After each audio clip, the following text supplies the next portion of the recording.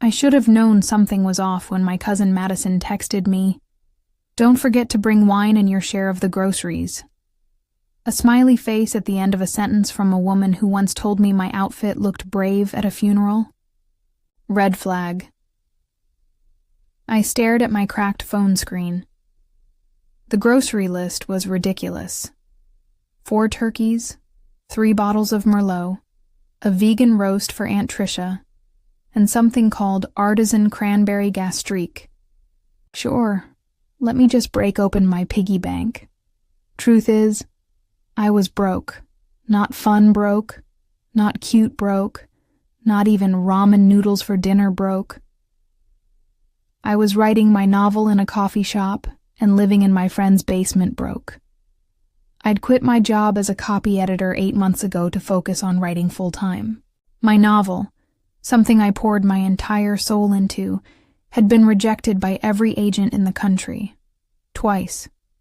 I was down to eating expired cans of lentil soup and rationing shampoo like it was gold dust. But Thanksgiving was sacred. And I thought, naively, they're family. They'll understand. So I showed up empty-handed. Just me, a bottle of store-brand soda, and a nervous smile. The minute I stepped into my Aunt Janice's oversized house in the suburbs of Milwaukee, I could feel the atmosphere drop 10 degrees. "Look what the cat dragged in," Uncle Dean whispered, loud enough for me to hear. "Hi, sweetheart," Aunt Janice said. Her smile was tight. Her eyes scanned my thrift store coat like it was crawling, with lice. "Where's the wine?" Madison asked, already half a bottle into hers. "I couldn't bring any. Things are a little tight right now," I said. Silence. Complete and utter silence. Even little Mikey stopped playing with his tablet and stared at me like I had just farted during grace. "Well," Aunt Janice said, clapping her hands, "there's always the garage." "The garage?" "It's warm. We set up a space heater. You can eat there. Less crowded." I opened my mouth, closed it, opened it again, then nodded, like a good little poor girl. They handed me a paper plate already filled, dry turkey, watery, mashed potatoes, no pie, no explanation. Just the plate and a brisk shove toward the garage. I walked through the back hallway, past the laundry room, and stepped into my new dining quarters. 1 folding chair, a plastic table, a Christmas tablecloth from 2004, and a giant inflatable snowman deflating in the corner. Happy Thanksgiving, loser. I sat there, staring at my plate. I could hear them laughing inside, forks clinking, Madison's fake laugh piercing through the drywall. Then I heard my name. "She's still trying to be a writer?" That was Uncle Dean. "Some people don't grow up," Madison added. "She's 30. I mean, at some point you have to stop playing pretend. She's always been a bit off," Aunt Janice chimed in. "Ever since that poetry phase. In high school." I took a bite of the turkey. It tasted like betrayal. So I sat in that garage, alone, cold, humiliated, and I made a decision. No more begging for acceptance. No more chasing their approval. I was going to finish my book. Not for them, for me, and one day they'd wish they had been kind. 2 days later, I submitted the final manuscript of The Last Quiet Girl to a small independent press in Brooklyn that accepted unsolicited work. I had no expectations, just fury and heartbreak and one last desperate shot. Then I got a job waiting tables. I rented a room from a kind old lady who charged me next to nothing, and I waited. Waited for something, anything, to change. What I didn't know was that the book was about to explode. But that's a story for part 2. Let's just say, 8 months later, my phone rang, and everything turned upside down. 8 months after that humiliating Thanksgiving in the garage, I was back in the same coffee shop I'd been squatting in for a year. Laptop open, fingers twitching over the tea, keys, half a muffin I couldn't afford sitting on a napkin next to me. Then my phone buzzed. Unknown number. I almost didn't answer.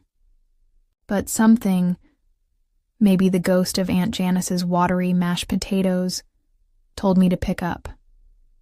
Hi. Is this Olivia Grant? Yes. This is Elena Wood from the Rockwell Prize Committee. Congratulations. You've just won our fiction award for the last quiet girl. I blinked. Sorry. What? You've won. Your novel was selected unanimously by the board. It's powerful, visceral, unforgettable. You've also received a $200,000 cash prize, and we've been told your publisher has sold foreign rights to 12 countries so far. You'll be hearing from your agent and publicist shortly. I don't have an agent. There was a pause, then a soft chuckle. You will. The call ended. I stared at the phone like it had just burst into flames. The last 8 months of my life had been a loop of doubt, debt, and existential dread. I was one bounce check away from becoming a human statistic. And now, apparently, I was famous. I Googled it. There it was. My name, my photo, my book on the New York Times front page. A blurb that read, "An explosive debut from a previously unknown author. Olivia Grant is the literary voice we didn't know we were waiting for." I almost dropped the muffin. The following weeks were a blur. A publisher scooped up my next 2 books for a 7-figure deal. I got a new apartment in Chicago, top floor, windows the size of movie screens. But that wasn't the real shock. The real shock came when the royalty checks started rolling in. Foreign rights, streaming deals, audiobook contracts, a bidding war over the movie adaptation. 8 months after eating cold turkey in a garage, I had over $10 million in my bank account. 10 million. I didn't cry. I laughed. Like, maniacally. The kind of laugh that echoes in dark places. The kind of laugh Madison would call concerning. And that's when the emails started. From Aunt Janice, family, firstal.com. Subject, so proud of you. Dear Livy, just saw you on the Today Show. Wow, what an inspiration. We always knew you were special. Come visit anytime. The family would love to reconnect. Love. Aunt Janice P.S. Could use a little help with Mikey's tuition this fall. Just if you can. No pressure. From Madison, stratfordymail.com. Subject, catch up? Girl, you are killing it. Remember all our talks about being creative and following our dreams? Let's do brunch. I know a place in Milwaukee you'd love. Miss UUPS. Any chance you could write a blurb for my new wellness blog? I sat in my sleek kitchen, sipping imported espresso, reading the messages from people who once made me eat. Alone next to a snowman, and I smiled, but I didn't respond. Not yet. No. Revenge isn't served cold. It's served precisely 8 months after humiliation, with gold foil invitations and a press release. I had a plan, and it started with a party. I called it the Quiet Girl Gala, hosted in my name. At the fanciest hotel in Milwaukee. Full black tie. A-list guest list.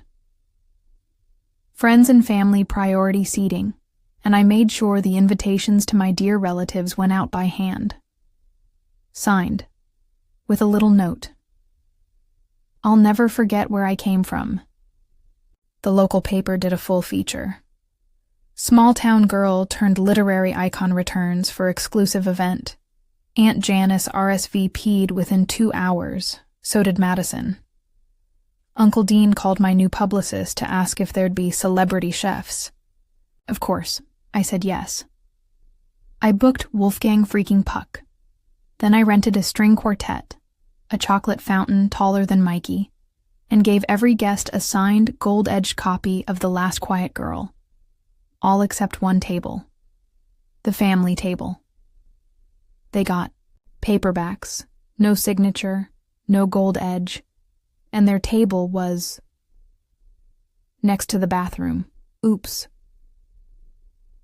The night of the gala, I walked into the ballroom like I had rehearsed it 1,000 times. Floor-length gown, diamond earrings. People gasped. Someone whispered, "She's so much prettier in person." My heels clicked on marble like punctuation marks. I made eye contact with Aunt Janice. She smiled. Nervous. Small.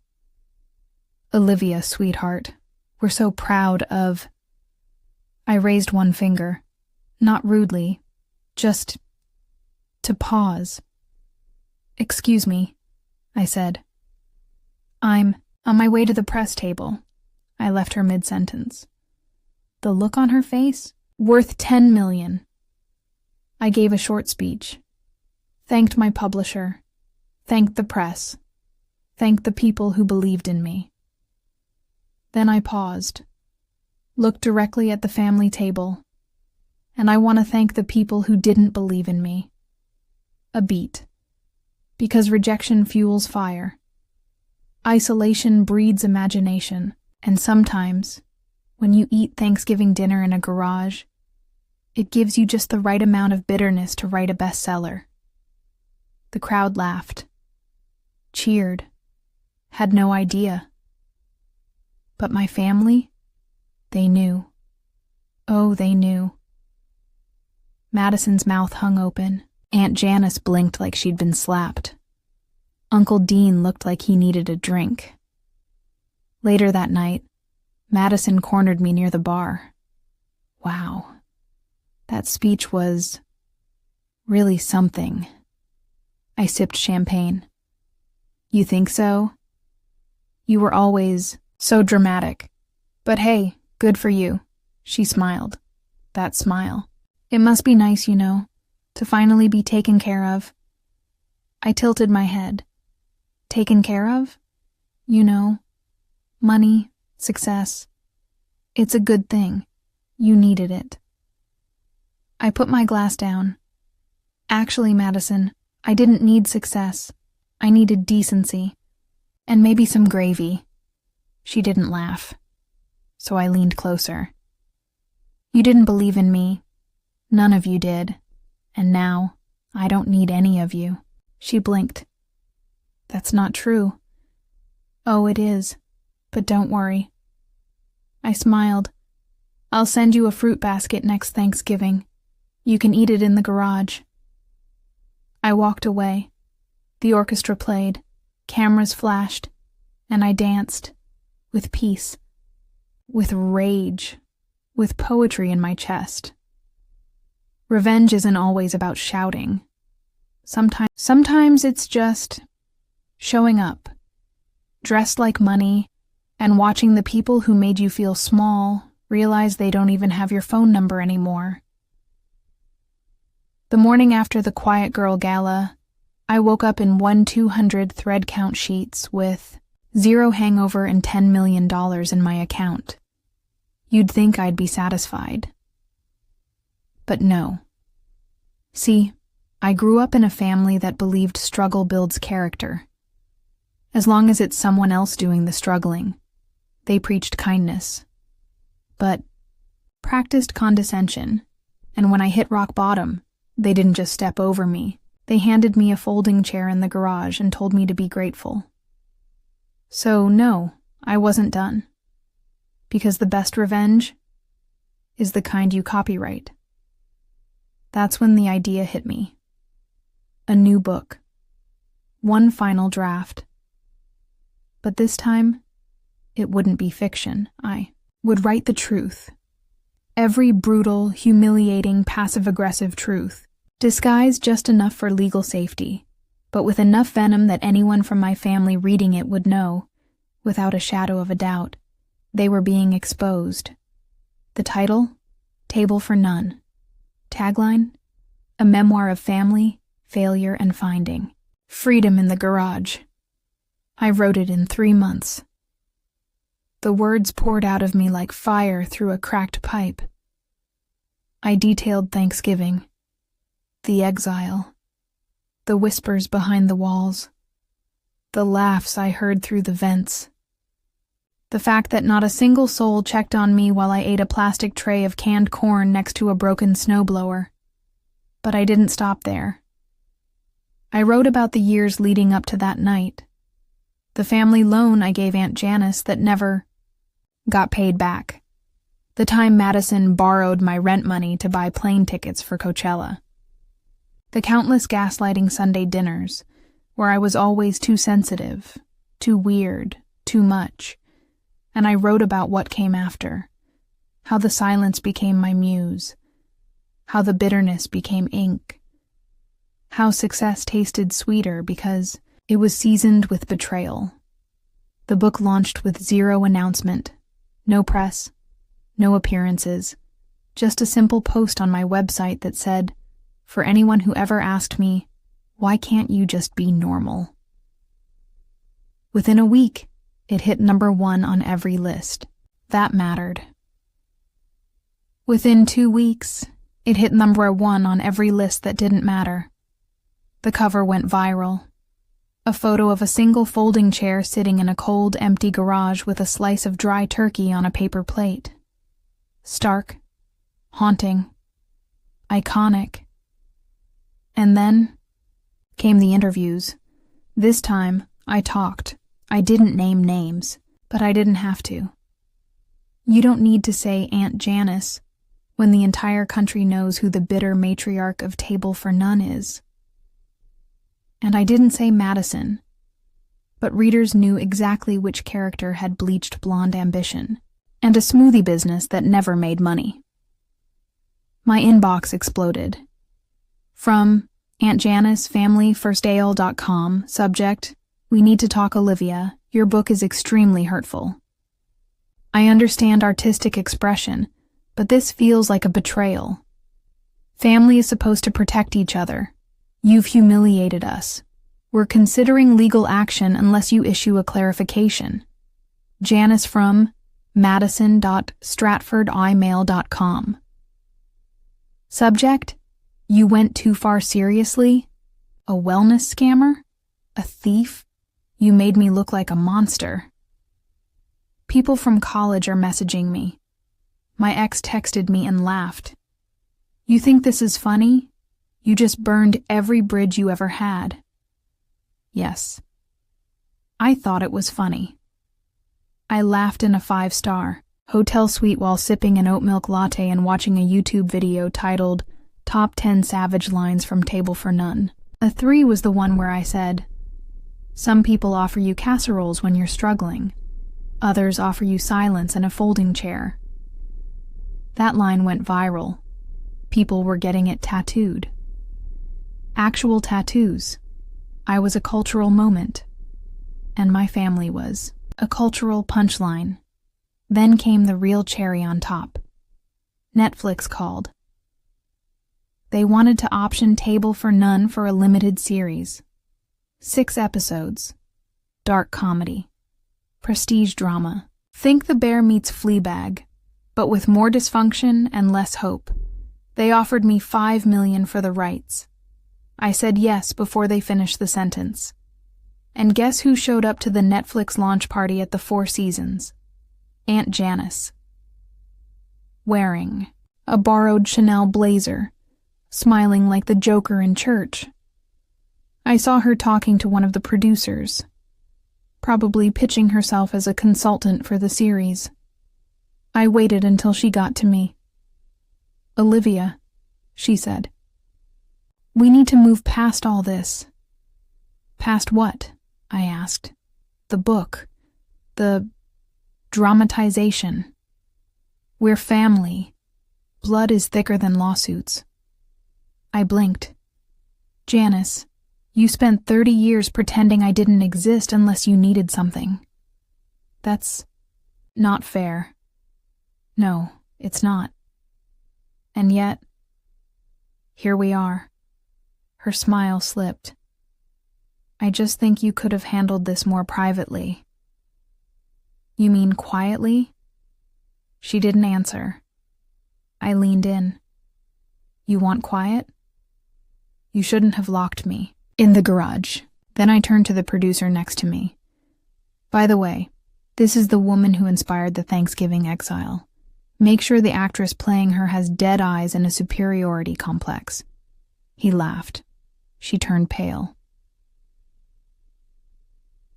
A few weeks later, I got a letter. Not an email, a letter, certified mail, from a lawyer representing multiple concerned family members. They wanted a formal apology, a portion of profits, and a commitment to avoid further defamatory works. I framed it, right next to the Rockwell Prize certificate. The letter's now on display in my hallway, under a plaque that reads, "Thanks for the inspiration." And yes, I got a new garage, a beautiful, heated, cedar-paneled one with skylights and a minibar. Sometimes I sit in there with a tray of turkey and stuffing, just for the symbolism. Other times, I get fan mail. People who say they've been the outcast at family dinners. People who've eaten in silence while others celebrated. People who tell me that Table for None made them feel seen. One woman, even, mailed me her own folding chair, painted gold, with a note. Thanks for making us proud to sit alone. So if you're waiting for the moral of the story, here it is. Sometimes revenge is loud. Sometimes it's quiet. Sometimes it looks like success. Sometimes it looks like a book deal.